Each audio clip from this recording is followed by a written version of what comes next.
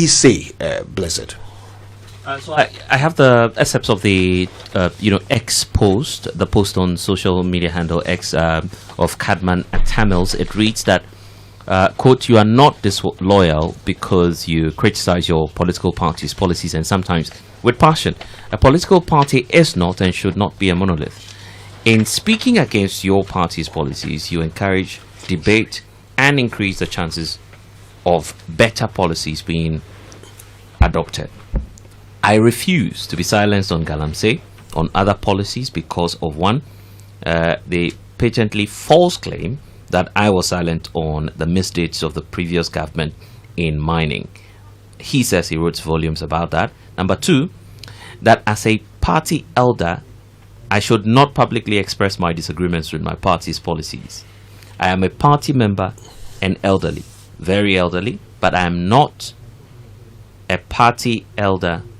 Those muzzled creatures belong to the party's council of elders. So these are some of the key points he's been posting on his X handle, and I believe when we get in touch with him, he'll be able to explain a bit more of what his concerns are. Well, we have him via Zoom joining us right now, Dr. Cadman Mills. Good morning to you, Doc, and thank you for your time with us this morning. Good morning, Kojo. My name's Sick. Indeed. I'm called Kojo also, actually. Yeah, yes, and, I should probably thank you for giving me enough time to get out of bed and join you by video. I really appreciate it. I know you are out of town, and the time difference is quite significant. We're about 4 hours ahead of you, so thank you for the sacrifice. We appreciate it. So, I mean, Doc, let me ask, this is your second tweet on the subject, and you are saying that you will not be silenced. Were there attempts to silence you when you made your first tweet? Could you correction? I have been tweeting about galamsey. You are saying that you will not be silenced. No, let me correct you. Number one, this is not my first tweet on galamsey. Okay. In fact, I have been thinking very, very deeply about the mining industry and extractive industries for a very long time. And I've written quite a bit about it. The mining industry, as an economist anyway, is an area where the conflict between the collective good, or what is good for the collective, and the individual good is very, very clear. And as a result of it, it becomes very important to handle it with extreme care. The externalities, the direct and indirect effects, the harm that can be caused by allowing people a free hand to pursue their personal interest to the collective can be very dangerous. And therefore, there are rules about how you have to handle the mining industry. If you look at one of the tweets that I did, actually last year, when looking at the policy of the government to allow so-called licensed small-scale mining, I actually did an extensive tweet where I pointed out that maybe we have to reconsider small-scale mining in Ghana, because there's no way a small-scale miner can afford to do it right. How do you do it right? First of all, because of the conflict between the collective good and the personal good, you cannot just simply say, listen, I would like to mine. First, you apply for an exploration license. An exploration license permits you to determine if indeed there are economic deposits in the area where you would like to mine.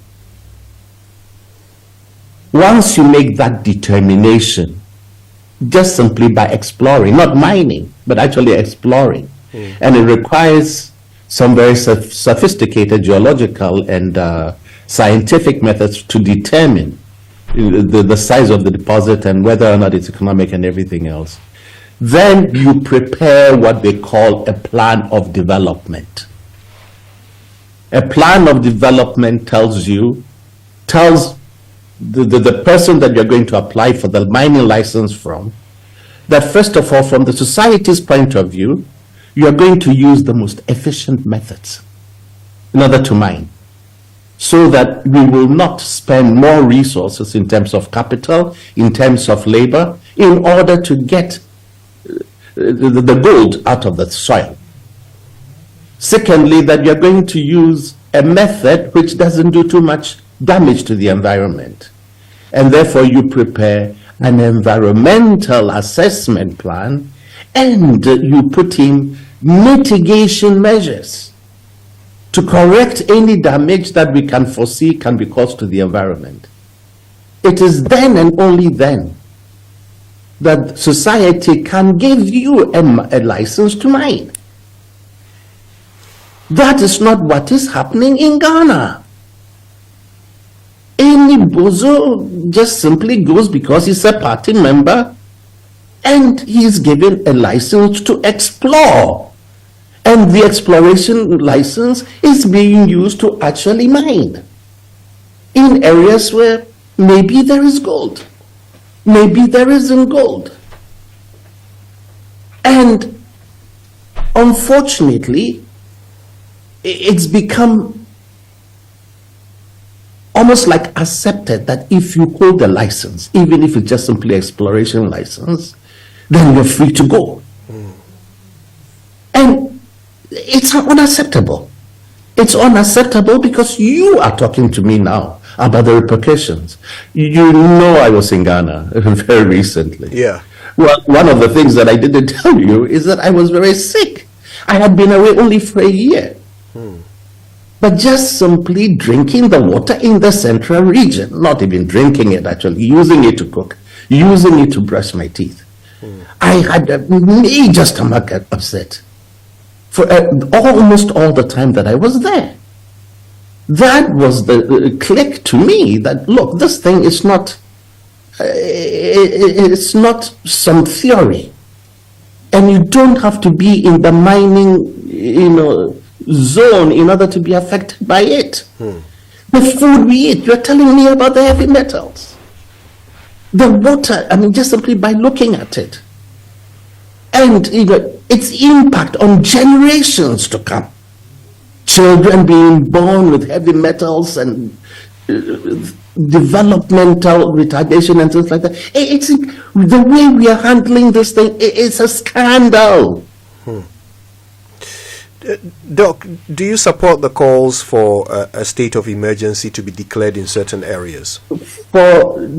If for no other reason than the psychological impact that says, look, we are not playing around. I think it needs to be done. Much more importantly, I think we have to call the government to task. I see, and maybe I'm wrong, but I don't think I am, that really the government is a little conflicted in its fight against galamsey. It's not taking it seriously. What makes you say On the that? one hand, the benefits that clearly the government is receiving, because they are diverting the foreign exchange earnings that would have gone to unofficial channels into the official channels, is doing a lot, right, to help or to stabilize the value of the city, right? So that is one of the reasons why the government is a little conflicted about it. At one level, they're getting all the praise for being able to stabilize this. Actually, first bring it down, and secondly, stabilize it.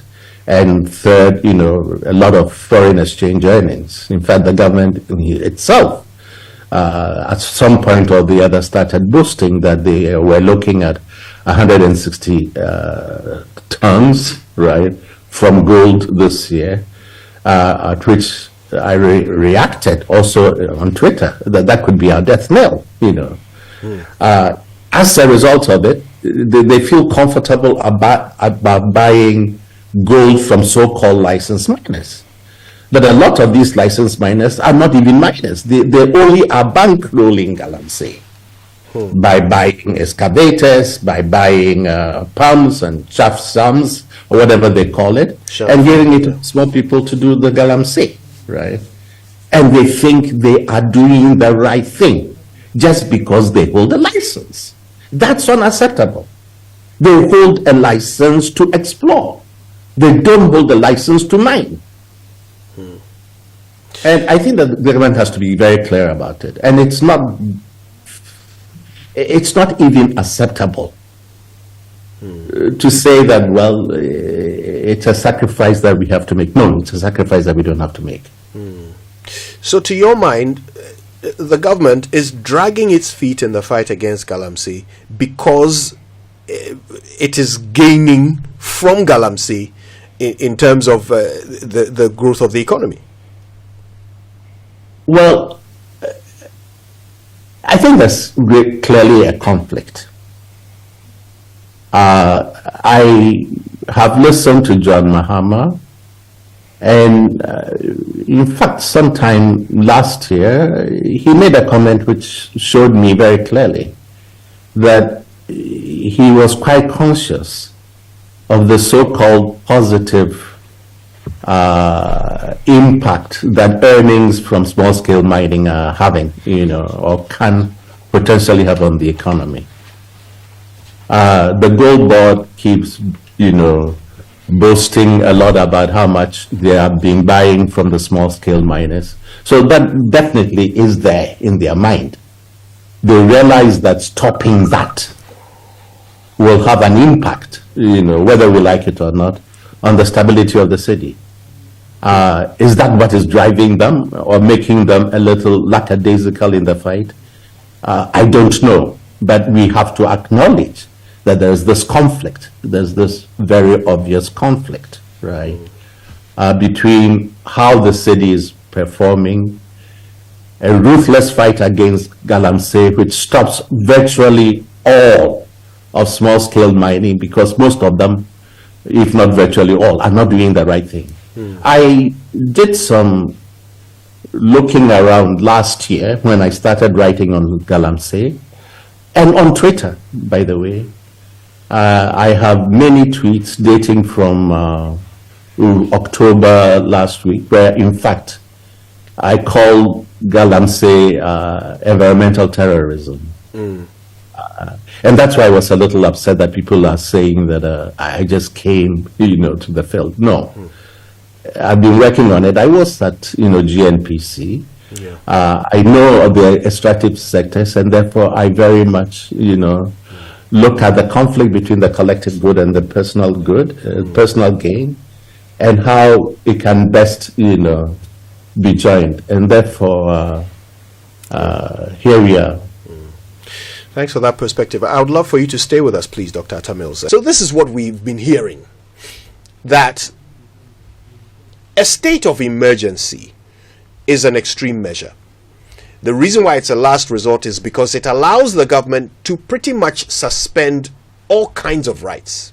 So not only will the right to live be suspended, and in this case that might mean, shoot to kill orders for those who are engaged in galamsey, but also even the right of the media to enter and cover and even know what is going on in these state of emergency zones, even that right can be curtailed. So what it would mean is that we would have no idea what the government is doing in these areas where states of emergency have been declared. So if some unscrupulous member of the government decides to bring in his friends to simply go crazy with the galamsey in these areas while a state of emergency is in place, no one would ever know. And so we could end up with a situation where unscrupulous people might pursue their personal gain against the public good, as Dr. Atta Mills elaborated earlier. So that is one of the arguments against a state of emergency, for which reason an alternative is being suggested, that, well, why not rather go for security zones? it would mean providing permanent military presence in certain areas to prevent galamsey. So these armed people who are carrying out galamsey will not be able to approach these areas. Excavators will not be able to move into these areas, and there will be the opportunity to reset the clock and stop the activity long enough for us to start to replenish these water bodies and forest reserves. So that's the counter argument. Let's come around the table and hear your reactions to it. Dr. Atta Mills. Yes. Before that, let me point out, I think some of the most germane things that came out in the discussions on galamsey, and I think it's important to point out that the devastation which is taking place doesn't take place only in the mining zones. I think it became very clear that, in fact, when the water bodies are destroyed downstream, rather than in the mining zones themselves, that the food which is grown there, the toxicity of the soil affects everybody in Ghana. There's no safe place, right? In response to your question, I really think it's a bit ironic to say that a state of emergency involves suspension of rights and rights of people, when indeed the people who are illegally mining really have no right to be sentencing me to death. Their right to pursue the economic interest, selfish economic interest, ends right there when it starts to affect my well-being. There is a political economic dimension to this thing that I think is the elephant in the room. Let's talk about it. Who is doing the galamsey? Who is bankrolling it? Who is getting the licenses? And can it possibly affect the reluctance of the government to suspend the rights? What rights of these people? That's why I don't find it. I don't find it convincing. Somehow or the other, if you declare a state of emergency, the right of the press to find out what is happening and everything, I think the damage to my health, the damage to Ghana, the damage to future generations is important enough that for this alone, there are no rights to kill. And nobody should be given a license to kill. And let's not forget, that the IGP peoples were removed from the galamsey fight because, unfortunately, they were affecting those who claimed to have a license, but only exploration license rather than a mining license, which is illegal. And they were doing it also in protected forest and river bodies.